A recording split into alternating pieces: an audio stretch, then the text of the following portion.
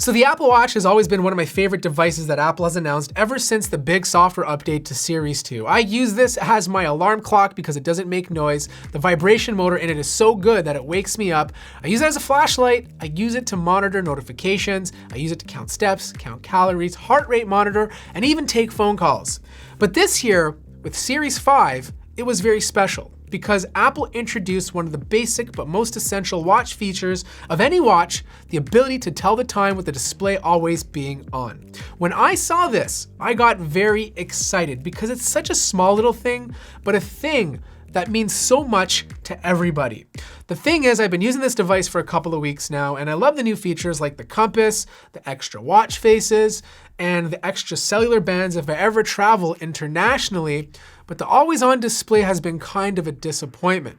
The way this works is very simple. Before, the watch's screen used to refresh at 60 Hertz. This means the screen would refresh 60 times per second. This year, they introduced new technology, the low temperature polycrystalline oxide display, which is still OLED, paired with a driver and a new circuit to change the refresh rate to be more variable. It has the potential to refresh anywhere from 1 Hertz all the way up to 60 Hertz. The lower the amount of times it refreshes, the better battery life the watch should get with the screen always being on. For example, if I leave the always on screen on all day, I'm getting about a 15% drop in battery life compared to Series 4.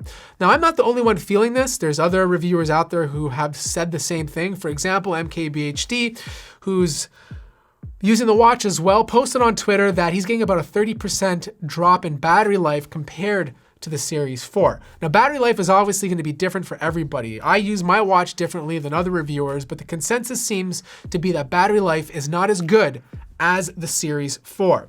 This is unfortunate because this was the defining feature of the Series 5, a feature that everybody wants on their watch, the ability to tell the time without having to turn on the screen. Now, unfortunately, I'm gonna keep the screen off because I value better battery life. I don't wanna have battery anxiety and worry about charging my smartwatch 2 or 3 times per day.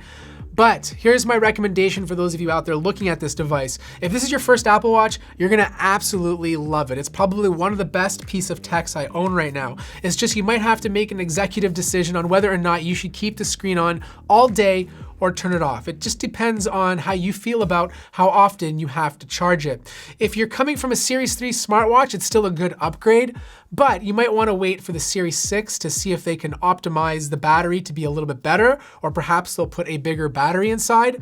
But overall, even with the minor improvements, this device is still 2 to 3 years ahead of the competition, and I feel it's one of Apple's best products they've ever made.